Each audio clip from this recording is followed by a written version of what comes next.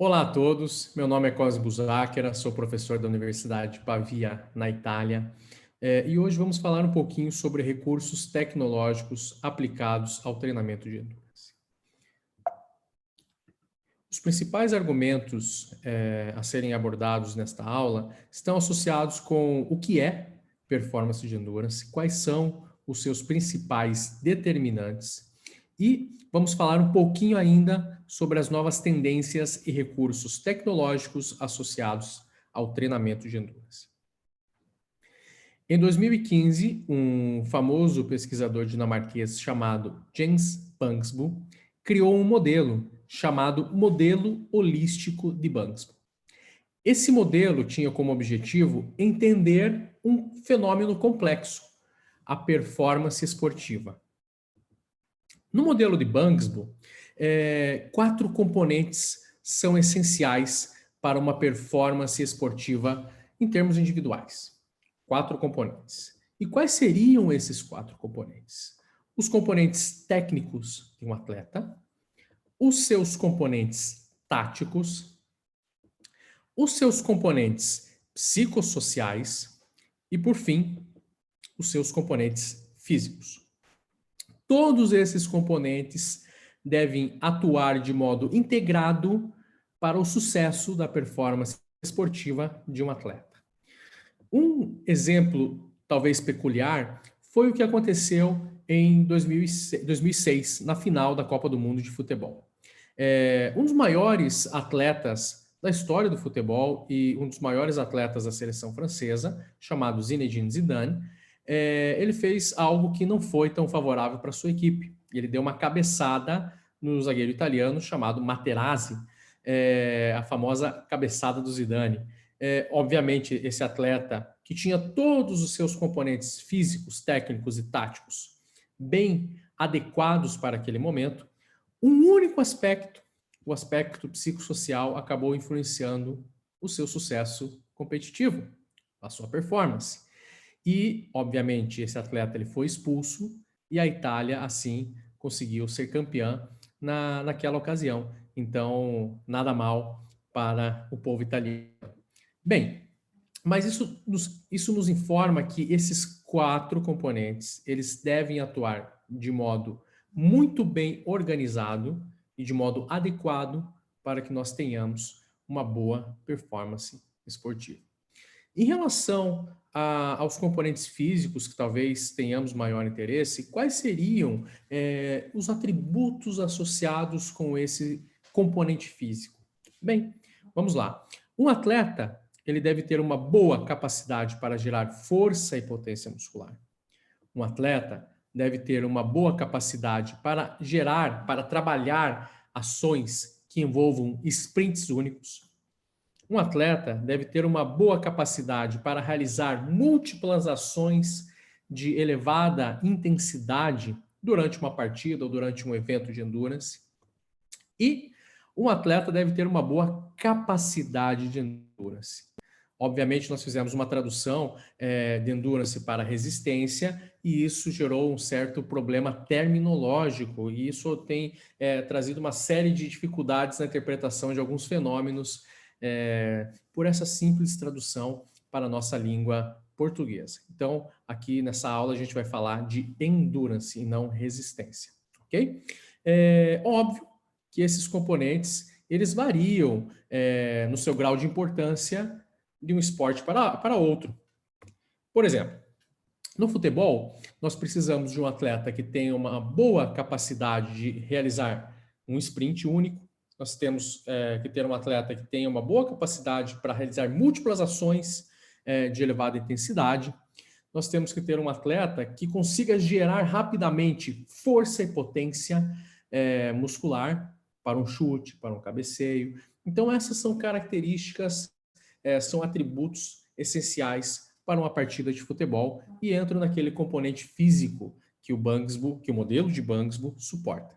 Se nós pegarmos um atleta que realiza uma prova de 100 metros rasos no atletismo, talvez a capacidade de endurance não seja essencial, porque uma prova de 100 metros rasos no atletismo dura 10 segundos, no máximo 11. Então, aí nós temos uma capacidade de endurance não tão desejada assim, porque outros aspectos são fundamentais. Por outro lado, quando nós falamos de provas de 3.000 metros, 5.000 metros, 10.000 metros, ou mesmo uma maratona no atletismo, nós estamos falando que esses atletas necessitam de uma boa capacidade de endurance. Um exemplo, nós temos um famoso atleta chamado Mo Farah, ou Mohamed Farah, que é um atleta inglês, que foi ouro nos Jogos Olímpicos do Rio, nos 5.000 metros, com o tempo de 13 minutos, 3 segundos e 30 centésimos. Bem, esse atleta, ele fez uma prova que em todas as voltas de 400 metros na pista de atletismo, ele realizou abaixo de 75 segundos. Se alguém aqui já tentou realizar uma volta de 400 metros em uma pista de atletismo abaixo de 75 segundos, sabe que não é fácil. E, obviamente, Mo Farah, lá no fim da prova, nos últimos 400 metros, correu abaixo de 55 segundos. Deu uma volta de 400 metros abaixo de 55 segundos. E quem já deu uma volta em uma prova, em uma pista de atletismo, sabe que fazer uma volta de 400 metros abaixo de 55 segundos é muito, muito, muito difícil. Só para que nós tenhamos um parâmetro, o teste de Cooper, de 12 minutos, quando nós realizamos o teste de Cooper e no final nós temos ali uma distância percorrida de 2.400, 2.800, 3.000 metros, já é excepcional, já é muito bom. E esses atletas, eles conseguem fazer 5.000 metros em praticamente 12 minutos. Então, se nós pegarmos o recorde mundial dos 5.000 metros, que é de um atleta da Uganda, Joshua Cheptegei, ele consegue realizar em 12 minutos, 35 segundos e 36 centésimos, 5.000 metros. Excepcional. Bem, e vamos lá. Então, o que seria a performance de endurance? Ou melhor, o que seria o termo endurance? Endurance nada mais é do que a nossa capacidade muscular para sustentar uma repetida produção de força submáxima ao longo do tempo. Quanto tempo? Essa é a grande questão. Quanto tempo? Pode ser 4 minutos, pode ser 6 minutos, pode ser 30 minutos. Isso depende do artigo que você está lendo. Então, nós temos diversas definições desse tempo.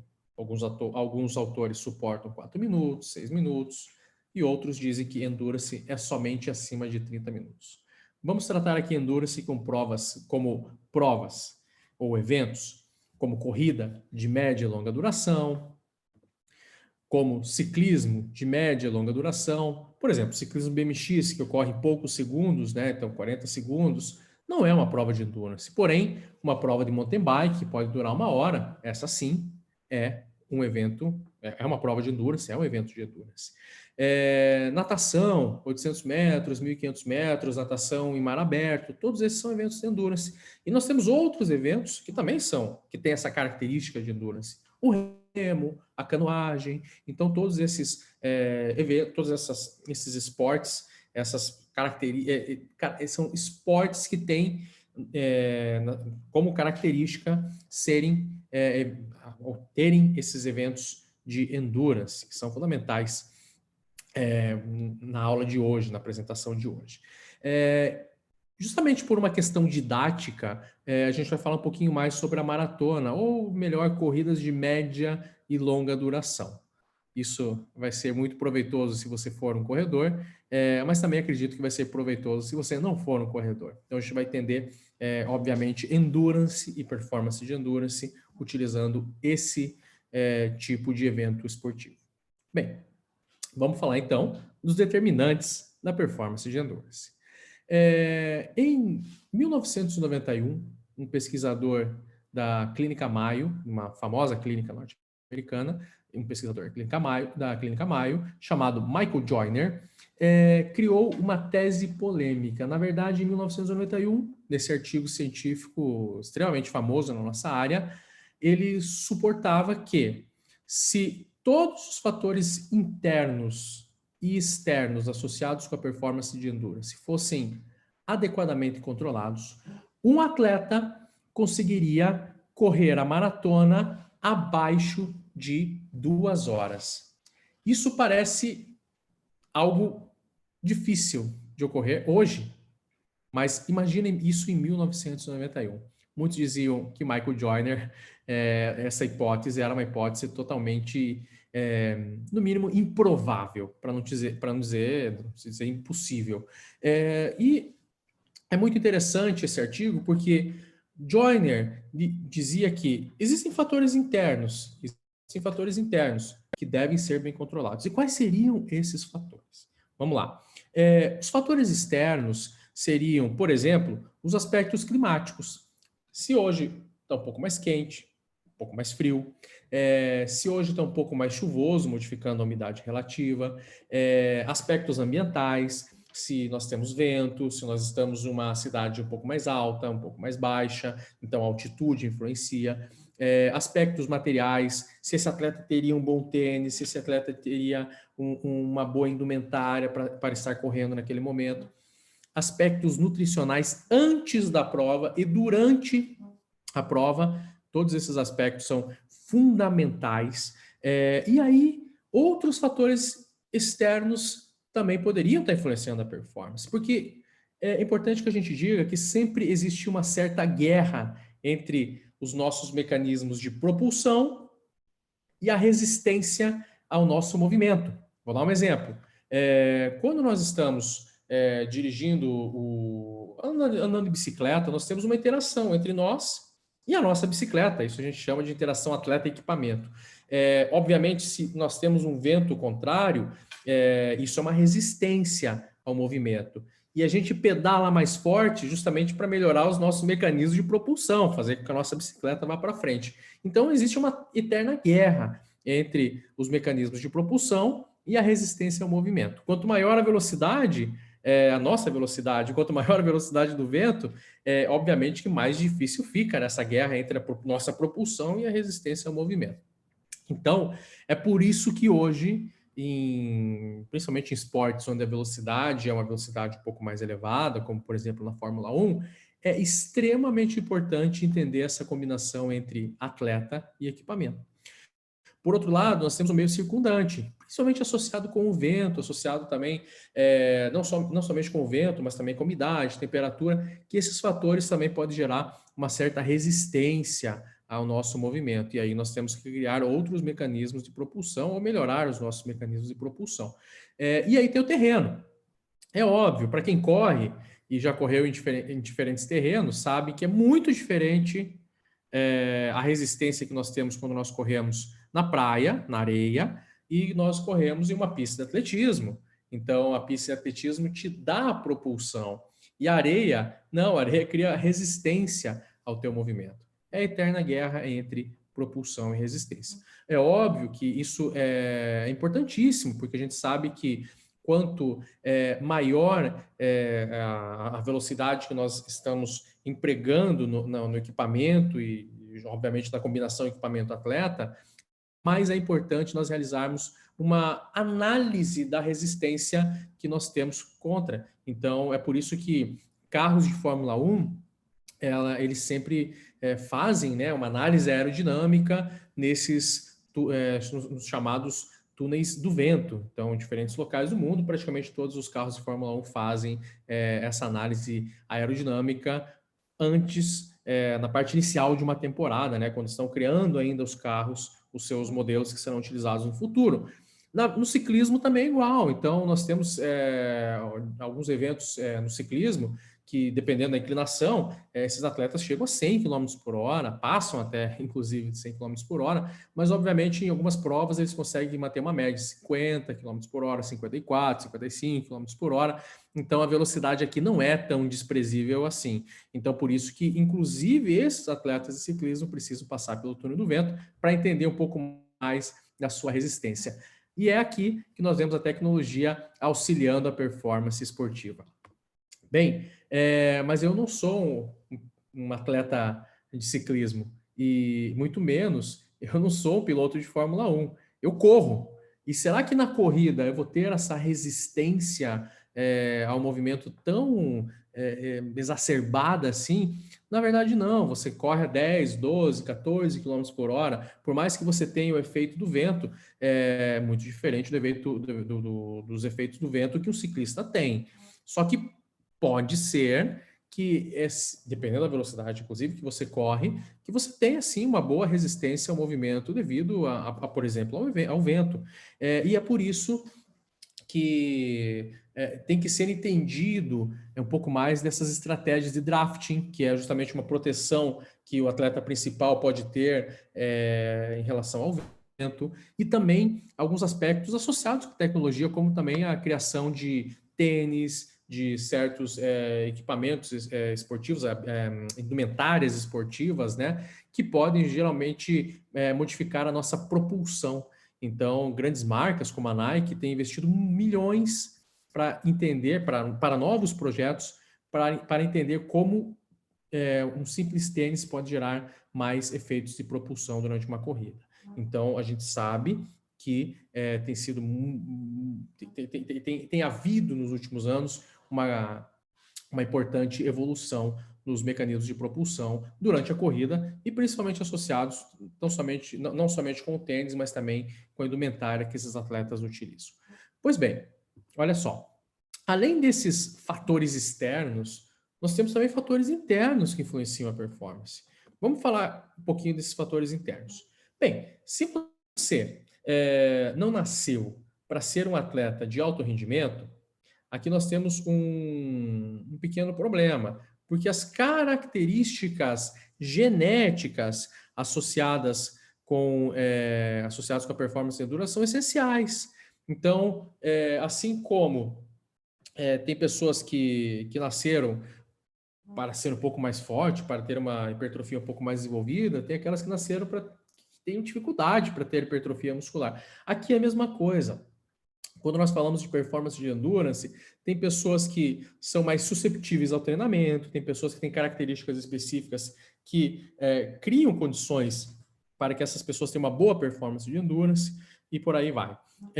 Além disso, nós temos outros fatores internos que influenciam a performance de endurance, por exemplo, as características demográficas, onde você treina, se é numa altitude ou não, com qual é o seu centro de treinamento, se tem as condições adequadas ou não. Esses atletas que treinam com você, eles são bons atletas, você tem competitividade durante durante o seu treinamento. O sexo influencia, então, por exemplo, masculino, feminino, se é mulher, se é homem e mulher, obviamente a gente não pode esperar a mesma performance, a gente tem uma grande diferença entre homens e mulheres na performance de endurance, a sua idade, então, dependendo da sua idade, a gente já sabe, pô, uma pessoa de 50 anos vai conseguir correr uma maratona abaixo de 2 horas. Então, a gente tem uma consciência em relação a essas características demográficas e, por fim, outros fatores internos, né, que não são fatores especificamente demográficos, sociais, mas que estão associados mais com as características genéticas, que são as características antropométricas. Então, se você é um treinador de basquete, você espera que o seu atleta seja alto. Se você é treinador de ginástica, você espera que o seu atleta seja não tão alto. Se você é um treinador de atletismo, que trabalha com atletas que fazem a maratona, obviamente você espera que esse atleta tenha pernas um pouco mais longas, tenha um baixo peso corporal, tenha uma baixa quantidade de gordura corporal. Então, esses são aspectos que são os fatores internos que influenciam a performance de endurance.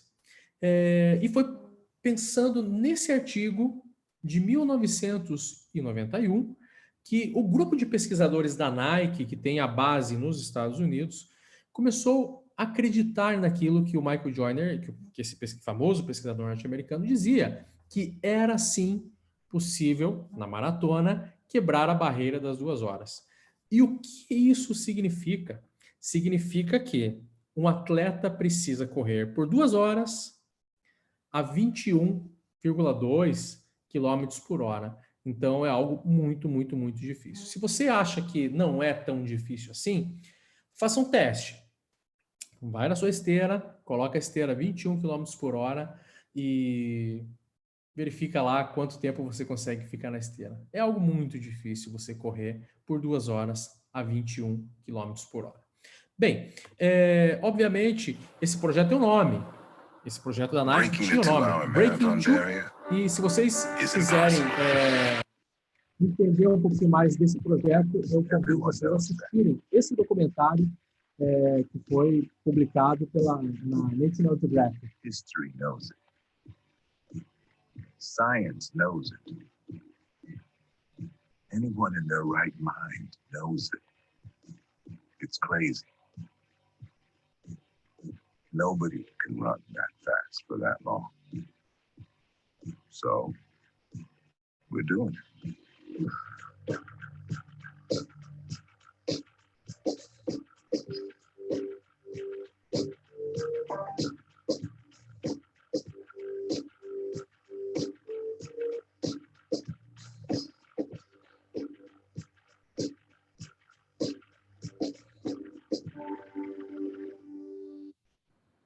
É óbvio que a gente está falando aqui de duas empresas fantásticas, né? A Nike, que obviamente tem toda aquela questão do marketing, e a gente sabe que é um dos melhores do mundo, e nós temos também a National Geographic, que em termos de documentários estão entre as melhores do mundo. Então, eu convido vocês realmente para assistir Breaking Two, porque além dessa questão visível, em termos de visibilidade da marca, se vocês perceberem nas entrelinhas, a gente consegue aprender muito assistindo esse documentário. Por quê? Porque eles sabiam que esses atletas, eles deveriam ter algumas características específicas. Por exemplo, esses corredores, na verdade, no começo eles escolheram 3 corredores. Esses atletas deveriam ter um consumo máximo de oxigênio elevado. Eles deveriam conseguir manter durante a prova, uma intensidade muito próxima do seu VO2 máximo, então eles deveriam estar correndo em um percentual do VO2 máximo elevadíssimo. E, por fim, esses atletas deveriam ser econômicos, deveriam ter uma boa economia na corrida. Então, é muito difícil você encontrar um atleta que tenha todas essas características unidas. E eles encontraram. E esse atleta tem um nome, se chama Eliud Kipchoge. É um atleta queniano que, aliás, é o recordista mundial da maratona e que eu não vou contar o fim da história para vocês, porque eu quero realmente que vocês assistam esse documentário chamado Breaking Two. Porém, vamos lá, esse atleta tem que ter todas essas características e todos aqueles fatores que a gente falou anteriormente para que consiga correr uma maratona abaixo de 2 horas. Quais são esses fatores? Durante a corrida, esse atleta deveria ter um bom tênis, uma boa indumentária, com roupas adequadas, a cidade ou local onde ele estivesse tentando quebrar a barreira das 2 horas deveria ter uma boa temperatura, não poderia ter uma umidade relativa tão alta, não poderia ser um dia chuvoso, o vento deveria não ser não deveria ter uma ventania no local, mas deveria ser um clima ameno, que não tivesse tanta ação do vento, e uma cidade que não fosse a 13 mil metros acima do nível do mar. Deveria ser uma cidade com uma altitude baixa, moderada, máximo. Então, realmente, a primeira tentativa que eles fizeram no projeto Breaking Two foi, inclusive, feito aqui perto, numa cidade vizinha, no Autódromo de Monza, então, que vocês conhecem pela Fórmula 1. Então, foi ali que eles que fizeram a tentativa do Breaking Two, a primeira tentativa. Então, quando vocês assistirem o documentário, vocês vão saber que a primeira tentativa foi feita ali. E, além disso, eles esperaram, o primeiro dia não deu certo, o segundo dia não deu certo por essas questões ambientais. Tem outros aspectos que são importantes, que são aspectos estratégicos. Por exemplo, o que se come antes e durante a prova, a hidratação fundamental, as estratégias de pacing. O pacing é muito difícil, naturalmente, você entender qual é o seu pacing, mas esses atletas, eles entendem, eles sabem qual é mais ou menos a velocidade que eles estão correndo, qual é o ritmo de prova que eles precisam manter. Obviamente, através da experiência, eles conseguem entender muito bem o pacing, mas no projeto Breaking Two, eles tinham o carro na frente que determinava o pacing deles. E outro é o drafting. Mesmo que tenha o efeito do vento, se eu sou o atleta principal, eu tenho que ter pessoas me protegendo. É o exemplo que nós vemos nessa foto. Nós temos o Eliud Kipchoge e nós temos 3 atletas correndo à frente. 1, para manter o pace. 2, para ter esse efeito do drafting, evitar os efeitos do vento. Isso ocorre muito no ciclismo, a gente vê muito no ciclismo, mas a gente vê também na maratona, e principalmente nessa tentativa aí, que foi de quebrar a barreira das 2 horas. Vamos lá, avançar um pouquinho. Ok, esse tal de Eliud Kipchoge, ele deveria ter um elevado consumo máximo de oxigênio, ele deveria correr próximo do seu máximo, e, além disso, ele deveria ser econômico. Então, por isso que a gente vai falar desses 3 aspectos agora. E, além disso, eu vou falar de um quarto aspecto, que, na verdade, a gente está falando de recursos tecnológicos, né? A gente vai ficar um pouco triste, porque vai ser um método que a gente vai precisar tão somente do cronômetro e de uma pista. Então, a gente vai falar da velocidade crítica, mas eu acho que é extremamente importante para vocês, extremamente prático. Vamos lá. Consumo máximo de oxigênio. É talvez o mais conhecido desses atributos que esse atleta precisava ter. Consumo máximo de oxigênio nada mais é do que a nossa capacidade individual máxima para captar o oxigênio do ar atmosférico, transportar esse oxigênio através da corrente sanguínea e utilizar esse oxigênio no tecido muscular. Onde será utilizado esse oxigênio? Nas mitocôndrias. Então, a gente sabe que lá é o nosso grande fornecedor de energia para que a gente consiga realizar todos os movimentos do nosso corpo, né? Então, as mitocôndrias são essenciais. É óbvio que para chegar nesse consumo máximo de oxigênio, você não pode estar em repouso assistindo a aula, você precisa estar fazendo exercício físico, e esse exercício físico não pode ser leve, tem que ser exercício físico intenso. Então, durante exercício físico intenso, qual será o seu maior consumo de oxigênio? Esse é o consumo máximo de oxigênio. Ele depende de vários fatores, na verdade, de vários componentes. Então, quando nós temos um elevado consumo máximo de oxigênio, isso significa que nós temos uma boa estrutura e função dos tecidos pulmonar, muscular cardíaco e muscular esquelético, né? Então, nós temos ali essa integração dos diferentes tecidos, fazendo com que nós tenhamos um elevado consumo máximo de oxigênio ou um baixo consumo máximo de oxigênio. Lembrando, se você é um sujeito sedentário, se você é um sujeito inativo, ter um baixo consumo máximo de oxigênio não é nada interessante, porque um baixo consumo máximo de oxigênio está associado com justamente uma inadequada estrutura e função desses tecidos pulmonar, cardíaco, muscular cardíaco e muscular esquelético. Então, alguma coisa não está indo tão bem assim. Por isso que é interessante. Quanto maior o seu consumo máximo de oxigênio, melhor. Bem, o consumo máximo de oxigênio, em termos fisiológicos, eu vou tentar passar rapidinho aqui, nada mais é do que nós captarmos o oxigênio do meio. Esse oxigênio ele é transportado na corrente sanguínea através das hemoglobinas, então essas proteínas transportam o oxigênio pela nossa corrente sanguínea e levam esse oxigênio até o músculo. E lá no músculo, esse oxigênio ele consegue entrar no tecido muscular, entrar na mitocôndria, e lá na mitocôndria, esse oxigênio é utilizado para oxidar os nossos substratos energéticos, que os principais são as proteínas, as gorduras e os carboidratos. Então, ele oxida esses substratos energéticos por um motivo, para gerar energia. E energia para quê? Para que a gente possa sobreviver e para gerar trabalho mecânico. Se eu corro, o que seria esse trabalho mecânico? Gerar contração muscular para que eu consiga manter a minha velocidade de prova. Então, as mitocôndrias e o nosso tecido muscular vão gerando a energia que nós necessitamos para manter aquela determinada velocidade, para manter aquela determinada pedalada, aquela quantidade de remadas lá no remo, na canoagem. Então, é isso. Nós necessitamos do oxigênio para estar realizando provas de endurance.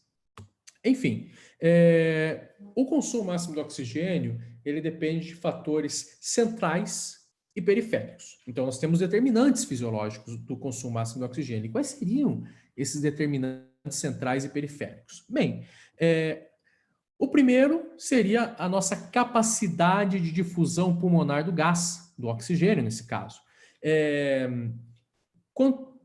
Atletas bem treinados, obviamente, eles não têm problemas associados com a difusão do oxigênio lá no tecido pulmonar. Só tem um pequeno detalhe que eu gostaria de chamar a atenção. Esses atletas bem treinados, eles têm um trabalho cardíaco muito exagerado, no sentido positivo da palavra. Então, como eles têm um trabalho exacerbado do seu coração, a cada movimento do coração, movimento de ejeção, uma quantidade enorme de sangue passa através dos vasos sanguíneos e passa numa velocidade tão grande pela circulação pulmonar que muitas vezes não dá tempo para ocorrer a troca gasosa, né? O oxigênio entrar na circulação, porque o sangue passou muito rápido. Então, nós temos uma condição ali chamada de hipoxemia induzida pelo exercício físico. Esses atletas de alto rendimento, eles têm essa condição. Só que, obviamente, isso não vai prejudicar a performance deles, porque eles têm um coração de leão, eles têm um coração com uma estrutura e função incrível. Isso a gente está falando que um atleta bem treinado, a cada movimento do coração, consegue ejetar do seu coração uma enorme quantidade de sangue. Isso nós estamos falando de volume de ejeção, né, do volume sistólico, e nós estamos falando do débito cardíaco, porque débito cardíaco nada mais é do que o produto entre frequência cardíaca e volume de ejeção. Atletas bem treinados têm um elevado débito cardíaco, não pela frequência cardíaca, que será maior, porque não será, mas pelo seu maior volume de ejeção. Além disso, atletas bem treinados possuem uma maior quantidade, uma maior concentração de hemoglobina no sangue. Obviamente, o treinamento pode gerar esses efeitos, essas adaptações orgânicas que aumentam a nossa quantidade de hemoglobina no sangue. Nós conseguimos isso naturalmente através do treinamento ou através de algumas substâncias dopantes. E, obviamente, doping, isso não pode para performance de endurance. Obviamente, isso é negado em termos de eventos nacionais, internacionais, isso é banido. E aí nós temos os fatores periféricos. Então, por exemplo, a densidade capilar.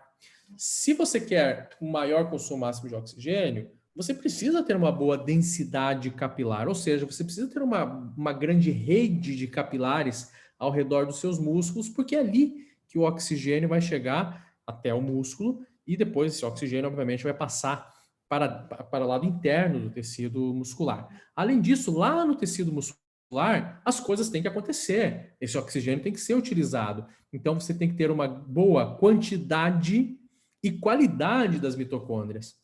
Qualidade das mitocôndrias, a gente pode falar um pouquinho das ações enzimáticas que ocorrem do lado interno da mitocôndria, né? Então, essa função mitocondrial, ela deve ser muito bem feita para que a gente consiga ter um bom consumo máximo de oxigênio. Ou seja, não é tão fácil assim a gente ter um elevado consumo máximo de oxigênio. Nós temos determinantes centrais e periféricos que interferem de modo positivo ou negativo para que nós tenhamos um elevado consumo máximo de oxigênio. Bem, quem seriam esses atletas que têm o maior consumo máximo de oxigênio já registrado? São os corredores? Não. Na verdade, nós não somos corredores. A gente tem valores elevadíssimos registrados que são encontrados em ciclistas. Por exemplo, o maior valor já registrado é de 97,5 mililitros de oxigênio por quilograma por minuto. Foi encontrado em um ciclista norueguês, Svendsen. Além disso, nós temos outro ciclista, Arvinsen, também com valores de 93. Nós temos um outro ciclista, um famoso ciclista americano, Le Mans, com valores de 92. Nós temos esquiadores noruegueses com valores elevadíssimos, Bjerk, que tem valores de 96. Então, ou seja, ou a gente encontra esses maiores valores em ciclistas ou esquiadores. Mas e corredores? Sim, a gente tem entre os top 10 maiores valores já registrados corredores. Então, obviamente, não depende muito da modalidade esportiva, depende de uma série de fatores genéticos e do meio que fazem você ter um elevado consumo máximo de oxigênio. E esses atletas aí que eu assisti lá no Breaking Two, qual seria o valor de consumo máximo de oxigênio que eles têm? Deve ser maior que esse. Maior não, porque senão eles estariam entre os primeiros. Mas é elevadíssimo sim. E como a gente sabe disso?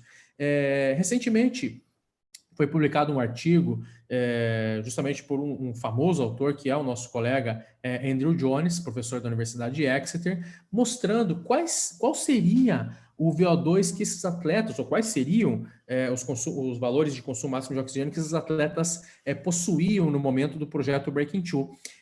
E os atletas que tinham os valores maiores tinham valores próximos a 80. Então, o maior valor era 84 mililitros de oxigênio por minuto, que é elevadíssimo para um corredor. Só que nós tínhamos atletas também, né, nesse artigo, obviamente, relata isso, com valores de 62 mililitros de oxigênio por quilograma por minuto. Ah, mas é muito baixo para um atleta de altíssimo rendimento. Claro, porque eles foram realizando as avaliações ao longo do tempo. Então, tinham atletas que estavam em um momento competitivo e alguns atletas que estavam iniciando a temporada. Então, obviamente, esses valores 62, em alguns meses, esses valores já seriam maiores do que 62. Então, por isso que existe uma enorme heterogeneidade dos dados, né? Mas os seres humanos são aqueles que possuem os maiores valores de consumo máximo de oxigênio? Muito pelo contrário, no reino animal nós temos espécies que têm valores de consumo máximo de oxigênio que chegam a 240 mililitros de oxigênio por quilograma por minuto, como, por exemplo, essa raça de cães aqui, a raça Husky, esses cães chegam a esses valores e, obviamente, são cães que, em termos genéticos, são excepcionais para a capacidade aeróbica, né? Bem, como que a gente mede consumo máximo de oxigênio ou consumo de oxigênio? A gente precisa de equipamentos extremamente precisos e extremamente caros. Então, nós temos a vantagem, nós temos a desvantagem. Em termos tecnológicos, esses equipamentos são extremamente avançados. Em termos econômicos, esses equipamentos são extremamente caros.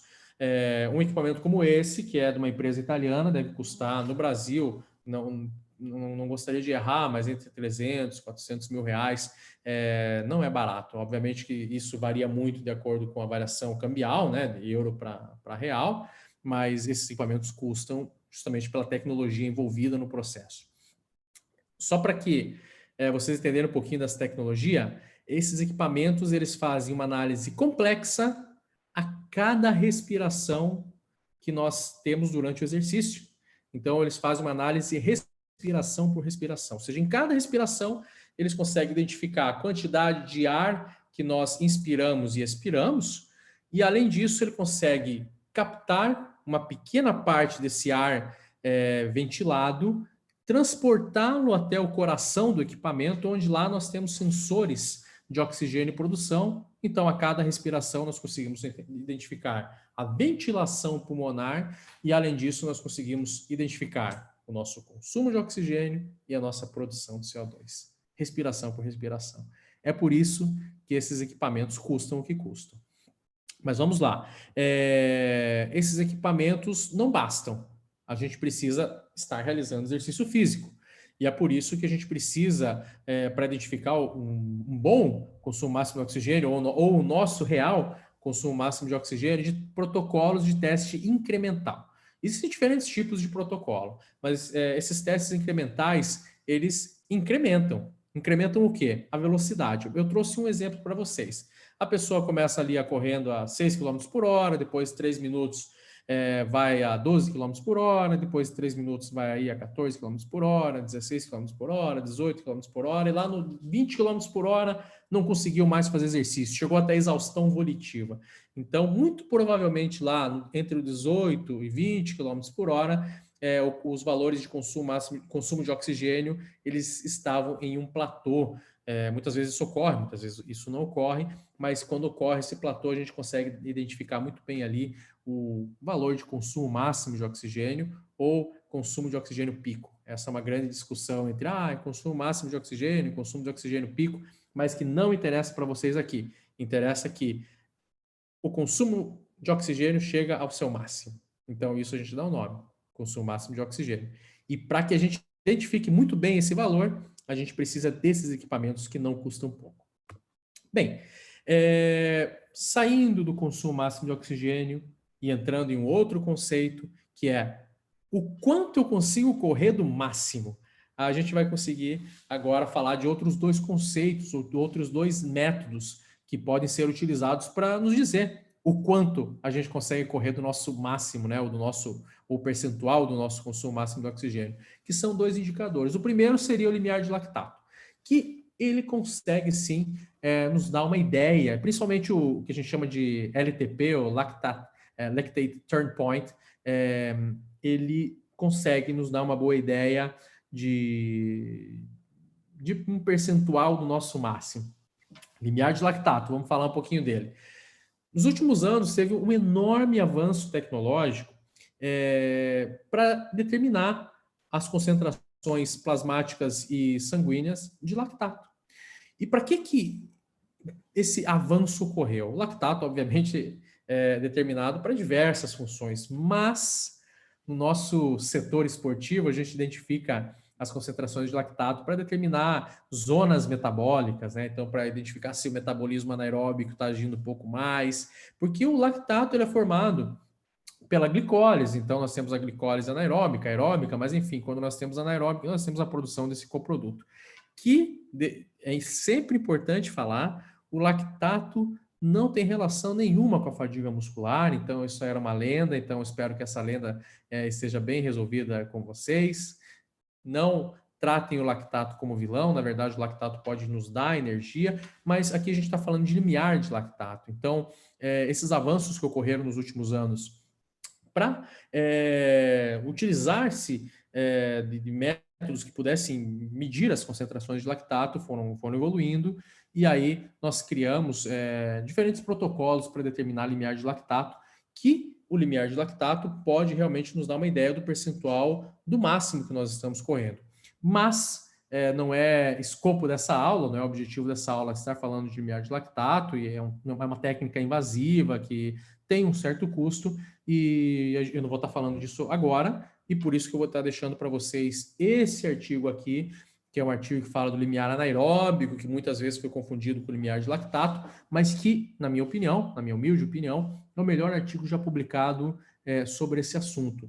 Então, esse artigo foi escrito por 4 pesquisadores que são os melhores nessa área: David Poole, Harry Hoster, Bruce Gladden e George Brooks. Então, é muito interessante e sugiro realmente que vocês tenham a oportunidade de ler esse artigo aqui. Mas eu vou falar de uma técnica que não envolve tantos recursos tecnológicos, avanços tecnológicos, é uma técnica muito simples que vocês vão precisar do cronômetro e uma pista, que é a velocidade crítica. Na década de 20, nós tivemos o prazer de ter o primeiro pesquisador que realmente estudou exercício físico e ganhou o Prêmio Nobel de Medicina. O nome dele é Archibald Hill. Então, o Archibald Hill estudou por anos e anos e anos o exercício físico, inclusive ele era um praticante de exercício físico, e ele identificou uma coisa muito interessante, que existe uma relação curvilinear entre velocidade e tempo. Vamos lá. Se você corre a 10 km por hora, eu acredito que você vai conseguir continuar correndo 10 km por hora por um bom tempo. Só que se você corre a 20 km por hora, eu não sei se você vai conseguir ficar tanto tempo fazendo isso. Eu acredito que você vai ficar poucos segundos. Bem, isso que o Hill percebeu. Ele percebeu, através de suas observações, que conforme a velocidade ia aumentando, ele não conseguia mais ficar fazendo tanto tempo de exercício. Existia uma relação curvilinear entre velocidade e tempo.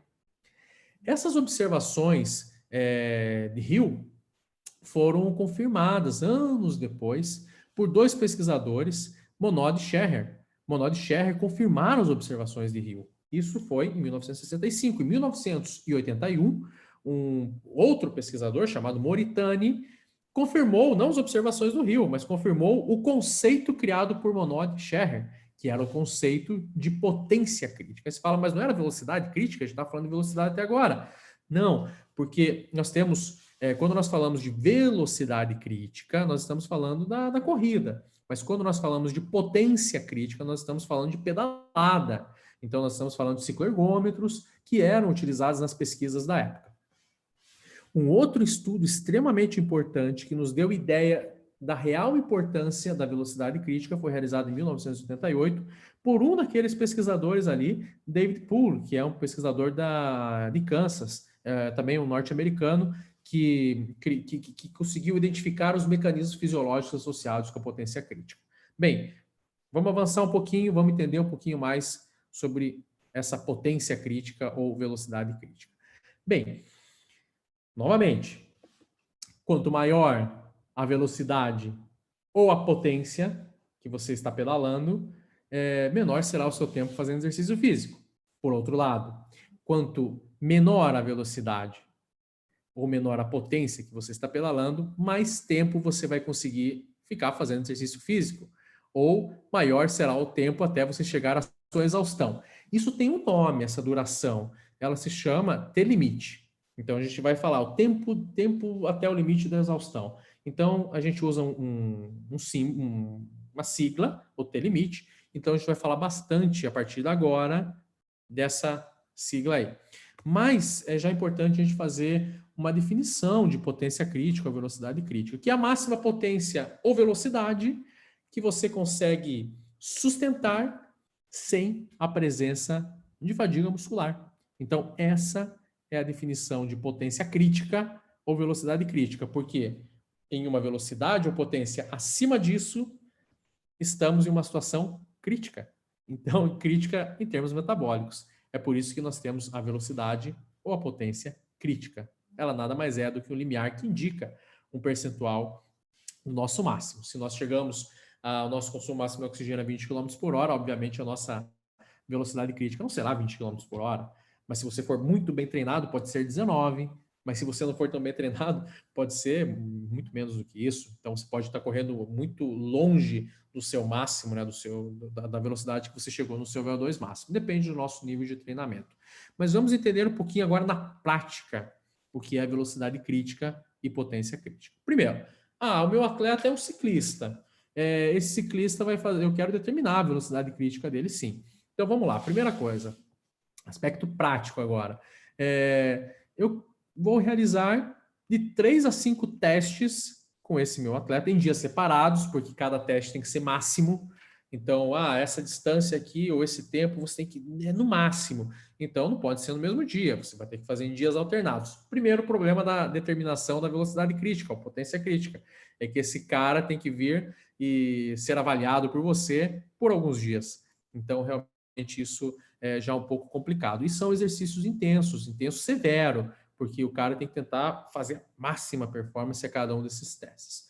Segundo ponto, carga externa. Esse sujeito, quando está realizando o teste, ele tem que manter a sua carga constante. Então, por exemplo, se você estiver correndo, eu coloco lá uma distância para você, 2.000 metros. Você não pode criar ritmos, né, que tenha enormes variações de pace. Então, a gente pede que você mantenha uma velocidade fixa ou sustente uma determinada velocidade. Vamos lá, continuando. Qual que é o tempo que esse teste tem que ter? Preferencialmente entre 2 e 15 minutos. Então, você já faz o cálculo se eu fizer 5 voltas na pista de 400 metros, 2.000 metros, quanto tempo ele faz esses 2.000 metros? Tem que encaixar entre 2 e 15 minutos. Então, aí você pode escolher 1.000 metros, 2.000 metros, 3.000 metros, depende ali se encaixa nesse intervalo aqui entre 2 e 15 minutos. Já é um desafio também. E esse atleta, quando está realizando, digamos que você definiu 2.000 metros. Esse atleta, quando estiver realizando essa prova de 2.000 metros, tem que realizar no máximo. E aí você vai pegar o tempo que ele fez, que ele conseguiu cobrir essa distância de 2.000 metros. Então, isso nós damos um nome, que é justamente a duração do exercício, é o T-limite, aquela sigla que eu já falei para vocês, que é um indicador da exaustão volitiva, ou seja, o cara deu o máximo, a gente sabe que ainda tem um aspecto mental aí que nos bloqueia a nossa performance de endurance, mas também a gente não vai falar disso, porque a gente poderia ficar um bom tempo falando especificamente disso. Importante relembrar, quanto maior a velocidade, maior a potência, menor a duração do teste. Por outro lado, quanto menor a velocidade, menor a potência, maior será a duração do teste. Em termos práticos, vamos entender isso. Digamos que esse nosso atleta esse nosso ciclista, vem até o nosso laboratório para fazer 5 testes. A gente não escolheu 3, a gente escolheu 5.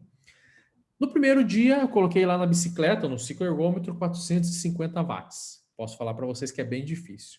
450 watts. Ele conseguiu, a 450 watts, permanecer fazendo exercício físico por 156 segundos. Tá bom, já mais que 2 minutos. 2 minutos tem 120 segundos. Já acertei no primeiro dia. Segundo dia, teste 2. Esse sujeito retorna no nosso laboratório e eu coloco não 450, eu coloco uma intensidade menor, eu coloco uma carga de 425. É óbvio que agora ele vai ficar mais tempo fazendo exercício. Ele não ficou 156, mas ele ficou 199 segundos. Terceiro dia, coloquei uma carga 25 watts menor, então 400 watts, e esse sujeito não ficou mais 199 minutos, 99 segundos, mas ficou 273 segundos. E assim sucessivamente. No quarto dia, 375 watts, ele ficou 436 segundos fazendo exercício. No último dia, teste 5, 360 watts, não baixei tanto assim, mas ele conseguiu ficar 679 segundos fazendo exercício físico. E o que seriam esses valores? 156, 199, 273, 436, 679. O T-limite é o tempo de duração, é o reflexo da exaustão volitiva. Então, esses valores é o T-limite. E o que seriam esses 450, 425, 400 e assim por diante? Seriam os valores de potência. Quando a gente faz isso, quando a gente joga num gráfico de potência pelo T-limite, usando esses dados aqui, nós encontramos uma relação curvilinear. E nessa relação curvilinear existe uma equação. Se você colocar esses dados aqui no Excel agora e criar essa curva e for lá determinar a equação dessa curva, você vai encontrar uma equação como essa e valores como esse. Aí você fala, poxa, nessa equação, 18.350, 333, o que seriam esses valores aqui? Eu não estou entendendo, professor. Tá bom, vou explicar para você. Esse valor 333 seria a sua potência crítica. Ou seja, você fez testes que tinham 360 watts, 450 watts, mas a sua potência crítica é 333. Se você tivesse que realizar uma prova que fosse por uma longa duração, você deveria realizar essa prova muito próximo desses 333 watts. E o que seria esse 18.350? Seria o que a gente chama de W', porque tem aquele sinalzinho ali no W. Esse W' seria um indicador da sua capacidade de reserva anaeróbica, não mais aeróbica, anaeróbica. Então, seria aquele pouquinho a mais que você conseguiria ficar realizando exercício físico. Então, seria um bom indicador dessa capacidade de reserva anaeróbica. Nesse caso aqui, seria 18,35 quilojoules ou 18.350 joules. Bem, esqueça um pouquinho essa relação curvilinear. Vamos falar um pouquinho de uma relação linear que existe também.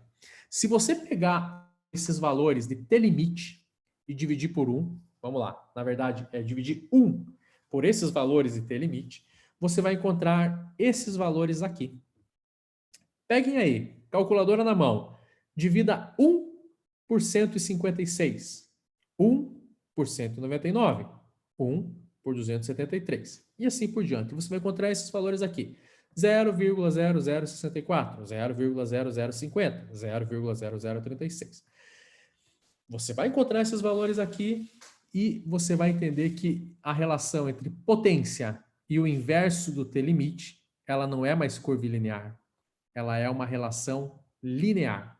E nessa relação linear você tem uma equação e nessa equação você vai encontrar os mesmos resultados, o 333 e o 18.350. É óbvio, são praticamente os mesmos valores, a gente só fez uma inversão no tempo limite, então é 1 pelo tempo limite. A equação é diferente? Sim, mas os valores são os mesmos. Os valores de potência crítica e os valores de W', um indicador da nossa capacidade de reserva anaeróbica.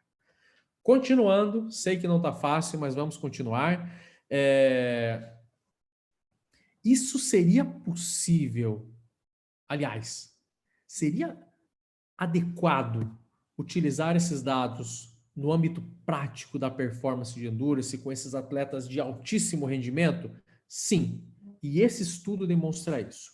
Esse é um estudo publicado novamente pelo pesquisador da Universidade de Exeter, Andrew Jones, juntamente com a sua colega Annie Van Hattalo, e eles publicaram esse artigo aqui e mostraram que a velocidade que esses atletas de altíssimo rendimento na maratona, então aqui são os principais maratonistas do mundo, esses atletas de provas de endurance, a velocidade que eles mantêm durante uma prova de maratona, é muito similar àquela velocidade determinada nos testes de potência crítica. Ou seja, se eu fiz um teste com vocês e determinei que a sua velocidade é 19,6 km por hora, a sua velocidade crítica, muito provavelmente a sua velocidade de prova está próxima desse 19,6. Se vocês analisarem a curva, desculpa, se vocês analisarem essa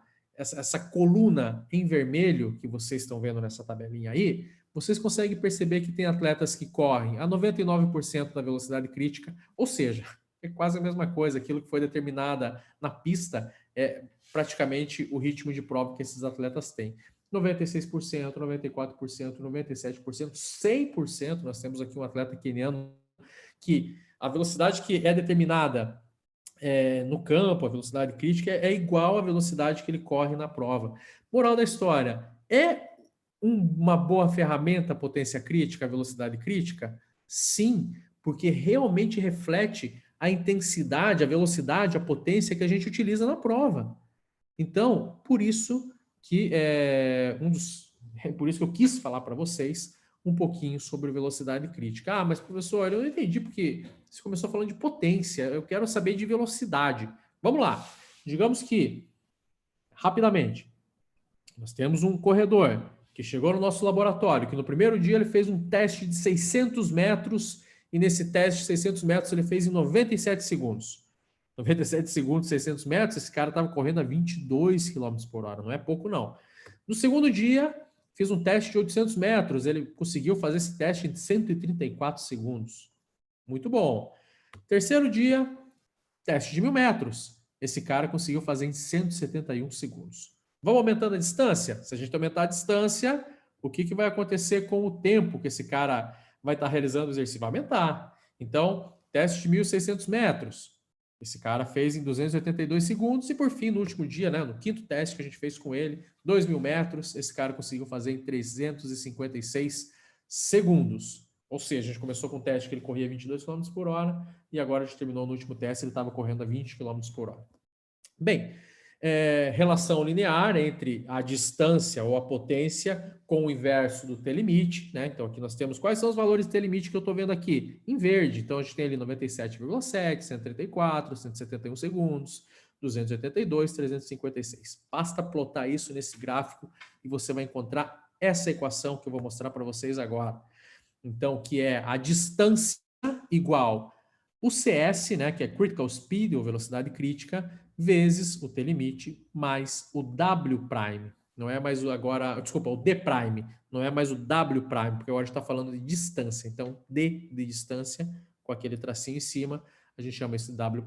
É de D', ok? Porque é de distância.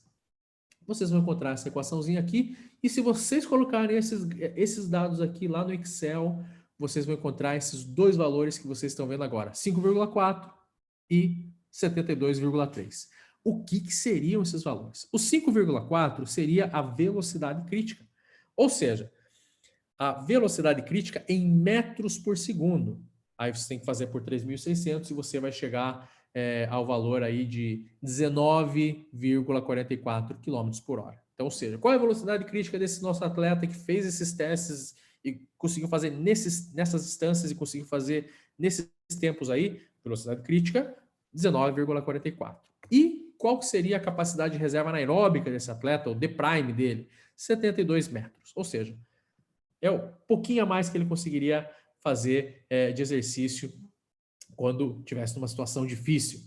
E aí a gente consegue fazer algo muito legal, que é predizer performance. Utilizando essa equação que vocês estão vendo aqui na nossa esquerda, D igual CS pelo T limite e por D' mais D', se a gente utilizar essa mesma equação e fizer uma pequena inversão dela, a gente consegue chegar nessa equação aqui.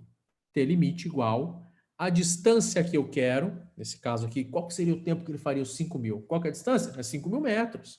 Então, qual a distância que ele faria esses 5.000 metros? Qual é o D'? D' a gente sabe, 72,3 metros. E qual que seria a velocidade crítica que esse atleta teria? No caso aqui, a gente sabe que é 19,44. Ou seja, a gente tem tudo. Então, a gente consegue saber que o tempo que ele vai conseguir fazer esses 5.000 metros 5.000 menos 72,4 dividido por 5,4, então a gente vai chegar nesse valor aí de 912 segundos, ou seja, esse atleta que fez esse teste aqui, que tem a velocidade crítica de 19,44, que tem o D' que de 72 metros, qual que é o tempo que ele consegue fazer a prova de 5.000 metros? 912 segundos. Ah, mas eu não quero 5.000 metros, eu quero 10.000 metros. Muda ali. Em vez de você colocar 5.000, você vai colocar 10.000 e faz o cálculo. Então, você vai conseguir saber qual é o tempo que ele faria os 10.000 metros. Ah, mas eu quero saber 12.000 metros. Muda ali. Em vez de colocar 5.000 metros, coloca 12.000 metros. Então, a gente consegue predizer performance com os nossos dados de velocidade crítica. Bem, importante. 912 segundos. O que seria isso em termos de minutos? Seria 15 minutos e 13 segundos. Bem, esse cara consegue fazer uma prova de 5.000 metros em 15 minutos e 13 segundos. É um excelente resultado. É um bom atleta. Não é top, mas é muito bom. Continuando, vou pegar aqui um outro exemplo, né? Um atleta de elite, sempre naquele artigo do Andrew Jones, que se a gente pegar um bom atleta de elite, esse aqui talvez não seja o Pelé da maratona, que seria o Eliud Kipchoge, mas é um Maradona. Então, a gente está falando do Haile Gebrselassie, um etíope. A gente sabe que a velocidade crítica dele é 21,2 km por hora. Ou seja, esse cara, se consegue manter essa velocidade por 2 horas, ele consegue correr a maratona abaixo de 2 horas. Então, a gente sabe que é muito difícil manter essa velocidade e por isso que é tão difícil bater essas 2 horas na maratona. Bem, mas ainda tudo muito complexo. Tem uma maneira mais simples, vou dar uma dica para vocês. Quer determinar a velocidade crítica? Escolhe duas boas distâncias. Nesse caso aqui, a gente pegou 2.000 metros, fez um teste de 2.000 metros lá na pista, e no outro dia a gente fez um teste de 1.000 metros. E quando o sujeito, o Zezinho, fez 2.000 metros, ele conseguiu fazer em 356 segundos. Quando ele fez 1.000 metros, ele conseguiu fazer em 171 segundos. Quais são esses dados? São aqueles ali que a gente usou no slide anterior. Mas teste 1.000 metros, teste 2.000 metros. Faz assim, a maior distância menos a menor, dividido pelo maior tempo menos o menor. É óbvio que o maior tempo foi na distância maior. Então, vamos lá. Velocidade crítica igual a maior distância menos a menor distância, dividido pelo maior tempo menos o menor tempo. E se você fizer isso, você vai encontrar a velocidade crítica de 19,4 km por hora. Qual que era a velocidade crítica no slide anterior? 19,44. É a mesma. Só que ao invés de fazer 5 testes, eu estou fazendo com 2. Dá para ter certeza que essa é a minha velocidade crítica? Não. Mas é bem próxima dessa. Então, é uma possibilidade que nós temos de facilitar as coisas, porque esse cara vai ter que vir 2 vezes no seu laboratório e não 5. Então, obviamente, a gente consegue sim, com 2 testes, tá identificando a velocidade crítica, mas a gente tem que escolher boas distâncias, ok? Tudo isso com cronômetro, então por isso que a potência crítica ela nos dá uma ideia da carga externa. Como a gente vai reagir a essa carga externa? Não sei, mas a gente consegue ter sim uma boa ideia das nossas respostas, do nosso potencial de performance de endurance, tão somente baseando nesses testes simples que necessitam tão somente de um cronômetro e não de uma tecnologia de 300, 400, 500 mil reais. Viu só como a tecnologia é bom, mas em situações específicas, a gente nem sempre, muitas vezes com o cronômetro a gente consegue ter bons resultados, muitas vezes com o frequencímetro a gente consegue ter bons resultados. E falando, obviamente, desses avanços tecnológicos, né, é óbvio que eles são necessários. E aí, um exemplo esse artigo que foi publicado pelo professor Andrew Jones, ele nos dá o consumo máximo de oxigênio, utilizando medidas diretas, né, com esses equipamentos caros, mas utilizando dados de lactato, ele também chegou a uma informação interessante, que esses atletas, quando eles estão correndo a 21 km por hora, eles correm a 98% no VO2 pico, quase no VO2 pico. Eles correm, ou que não corre tão próximo do máximo, corre 86% do VO2 pico. Ou seja, eles correm muito próximo do seu consumo máximo de oxigênio, o seu consumo de oxigênio pico. Então, essa é uma informação extremamente interessante. Resumindo, esses caras correm próximo do seu máximo. É por isso que eles conseguem correr uma maratona da maneira que eles correm. E aí vamos falar um pouquinho para fechar essa parte de economia de corrida. Sei que já está longa, a gente vai estar tentando explicar de uma maneira muito didática, então por isso que a gente alonga um pouquinho mais essa apresentação, mas melhora o nosso entendimento e melhora a nossa atividade pedagógica, né? Economia de corrida, então, economia de corrida justamente é a energia necessária por unidade de peso para percorrer uma dada distância. Então vamos lá, se você está correndo a 10 km por hora, qual é a quantidade de oxigênio que você necessita para correr esses 10 km por hora? Isso é muito heterogêneo. Eu posso ter um consumo de oxigênio para correr 10 km por hora e você pode ter outro. Então, isso é importante que seja dito. Isso foi visto nesse artigo com corredores de elite, que é sempre o mesmo artigo, que olha só, para correr a 19 km por hora, alguns atletas consumiam 170 ml de oxigênio por quilograma por quilômetro, né? Nesse 19 km por hora. E alguns atletas consumiam 220 mililitros de oxigênio por quilograma. Então, é óbvio que aquele atleta que consome apenas 170 mililitros de oxigênio por quilograma por quilômetro, ele é muito mais econômico em relação àquele que consome 220. Isso é uma vantagem que esses atletas têm. Vocês estão conseguindo perceber que não é só o consumo máximo de oxigênio? Tem outros fatores que determinam a performance de endurance que não estão associados diretamente com o consumo máximo de oxigênio. Mas vamos lá. Um atleta que tinha uma característica de ser econômico é esse atleta aqui, que infelizmente foi envolvido com algumas acusações de doping, que é o Lance Armstrong. Inclusive, não é só acusações, ele realmente confirmou que ele se dopava para correr, né, para ser o ciclista que foi. E tem um estudo interessante que foi justamente feito com o Armstrong, é um estudo de caso, então a gente sabe que é ele, e o que aconteceu ao longo da sua carreira como ciclista? Algo muito interessante que é difícil de acontecer. Para pedalar, consumindo 5 litros, né, então consumindo 5 litros de oxigênio, ele conseguia, no início da carreira, gerar 374 watts. Então, ou seja, ele consumia 5 litros e ele gerava 374 watts. No fim da carreira, a gente não sabe se isso é devido ao treinamento ou devido às atividades dopantes, ele conseguia gerar 404 watts. Moral da história, ele teve uma melhoria na sua economia, na sua eficiência de 8%. Então, ele acabou melhorando muito a sua eficiência muscular ao longo dos anos. Então, isso está relacionado também com a economia, mas não são termos, não são sinônimos, mas são termos correlacionados. Mas olha só como esses atletas, ao longo do tempo, eles acabam se tornando, sim, mais econômicos. Ah, mas eu quero treinar para me tornar mais econômico. Sim, é uma estratégia. Uma boa estratégia, inclusive, é você treinar para você melhorar a quantidade de oxigênio que você precisa para correr naquela determinada velocidade. Bem, finalizando, falando das novas tendências e recursos tecnológicos, Hoje, a gente ficaria falando muito tempo de todas as tecnologias existentes. Mas eu vejo que a performance de endurance ela está muito mais numa correta avaliação. Então, é óbvio que o treinamento é importante, mas a tecnologia que muitas vezes a gente precisa está um pouquinho mais associado lá com a avaliação. Por quê? Porque hoje nós temos diferentes métodos bons e confiáveis para monitorar treinamento de endurance.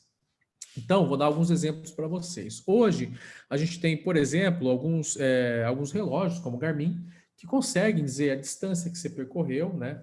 Faz o mapa, assim como vocês estão vendo aqui, faz o mapa que você correu, com um certo erro, né? Obviamente, essa aqui é a cidade de Roma, e você vê que ele não correu dentro do rio, né? Então, tem um certo erro, mas esses equipamentos eles conseguem dizer o que você fez, onde você foi, com o tempo que você foi, e você consegue ter uma ideia do seu pacing, do seu pace, do seu ritmo, né?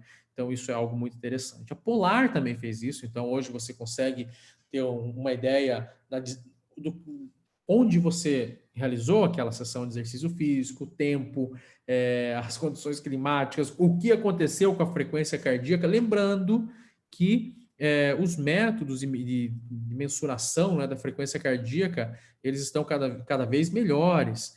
Em termos visuais, essas novas tecnologias são excepcionais. Se você é um leigo na área, você realmente fica encantado com essas novas tecnologias. Só que a gente sabe que existem limitações. Por exemplo, medir a frequência cardíaca durante uma sessão de treinamento depende de diferentes fatores, que incluem hidratação, temperatura, se você ficou emocionado com alguma coisa que aconteceu durante a sua sessão de treinamento. Tudo isso influencia a frequência cardíaca, a gente sabe, né? Então, por exemplo, se tem a inclinação do terreno, tudo isso influencia a frequência cardíaca, por isso que é difícil você ter uma boa ideia da carga interna de trabalho, não somente através da frequência cardíaca. Então, tem outros métodos associados que podem te dar essa resposta, que são bem mais baratos com a percepção subjetiva do esforço. Bem, além disso, a gente está falando de corrida, a gente tem que lembrar que as pessoas podem pedalar também. No ciclismo tem algo muito interessante que eu realmente gosto. As bicicletas, a gente pode acoplar na bicicleta sistemas que medem potência. Então, se vocês perceberem nesse ciclista aqui, na frente, no guidão da bicicleta, ele tem ali um medidor de potência que dá esses valores aqui. Porque não faz sentido medir velocidade para o ciclista, porque se ele está numa descida, ele nem está pedalando, está muito rápido. Só que se ele está numa subida, ele está morrendo e está muito devagar. Então, por isso que a gente tem que medir a potência que ele está colocando nos pedais. Então, a gente tem esses medidores que não medem, obviamente, só a potência, né? Eles podem estar associados com o cardiofrequencímetro. Então, ele te dá a inclinação do terreno, a potência que você está gerando, a frequência cardíaca que, que você tem naquele determinado momento. Então, são equipamentos completos. Custam, mas são equipamentos completos. Nós temos sistemas hoje, sistemas de rastreamento, né? Então, o Strava, hoje você tem competições que geram aderência, né? Então, isso é importante também. Se você é um atleta não a nível elevadíssimo, mas é um atleta a um nível moderado aí, essas competições, essa ideia do que você fez, do que você consegue ver o que o outro treina, é muito legal. Então, essas novas tecnologias, elas são uma característica do nosso tempo e são fundamentais para que a gente consiga manter a aderência, então manter a aderência do exercício físico, da nossa atividade de endurance. Lembrando, ó, mais uma vez, que capacidade de endurance é fundamental, endurance, capacidade aeróbica é fundamental para a nossa saúde. Não basta apenas a gente fazer treinamento de força, treinamento resistidos, é importante também que a gente faça treinamento de endurance. E essas ferramentas nos auxiliam, nos dão uma motivação a mais para que a gente continue fazendo o nosso amado treinamento de endurance. E por fim, voltando um pouquinho na avaliação, esse aqui é um laboratório que a gente está construindo aqui na Universidade de Pavia, um pequeno laboratório que a gente está fazendo, e obviamente a gente começa a investir, né, nesses equipamentos de avaliação, e só para a gente ter uma ideia como é caro a gente trabalhar com esses equipamentos, aqui a gente tem uma bicicleta, né, um cicloergômetro, que custa em torno aí de 35 mil euros, lembrando que o euro está quase 6 e pouco para 6 euros para R$ 1. €1 é R$ 6, né? Então a gente faz uma conversão por 6. Então, 35 mil euros não é nada barato, a esteira do lado, 20 mil euros. Então, são fundos que não é o Cosme que compra, obviamente, são fundos que a gente recebe para a universidade, a gente pode estar investindo em pesquisa e a gente pode estar investindo também em avaliação para os atletas da região ou atletas nacionais. Então, a gente está construindo esse equipamento. Isso a gente já fazia na cidade que eu morava quando estava no Brasil, eu morava em Londrina, e nós já tínhamos um laboratório que a gente realizava pesquisas. Então, a gente avaliava atletas, mas realizava muita pesquisa, sim. E pesquisa no quê, professor? Por exemplo, esse atleta aqui, se vocês perceberem, ele está com fone. Mas esse fone não é só para música, não. A gente sabe que a música, ela interfere a performance positivamente ou negativamente. Então, a gente consegue modificar a música para que a nossa performance melhore. Por isso que o atleta, em termos, quando a gente tem uma competição importante, ele não pode estar usando fone para estar escutando música, por exemplo. E esse fone aqui é um fone específico, Halo, ele tem uma característica dentro, né, na parte inferior aqui do fone, que ele é um estimulador cerebral. Então, você tem uma estimulação transcraniana com esse equipamento, de tipo transcraniana, que você consegue aumentar a excitabilidade cortical, ou seja, os seus neurônios estão trabalhando, estão mais ativos naquela região que esse fone aqui ele está estimulando. Você fala, poxa, olha que legal, meus neurônios estão mais ativos, eu consigo ativar mais músculos, ou consigo não ativar mais músculos, mas perceber aquele esforço como menos intenso, e aí a minha percepção de esforço está menor. Eu vou usar esse equipamento aqui, esse estimulador transcrânico. E é isso que a gente faz no nosso laboratório, verificar se esses equipamentos funcionam ou não, antes de você comprar. Então, a gente faz essas pesquisas justamente para verificar isso funciona, aquilo não funciona. E lá em Londrina, né, aqui são algumas fotos lá de Londrina, a gente verificou realmente os efeitos dessa estimulação transcraniana em diferentes contextos, como vocês podem ver, na bicicleta, no cicloergômetro e também na corrida.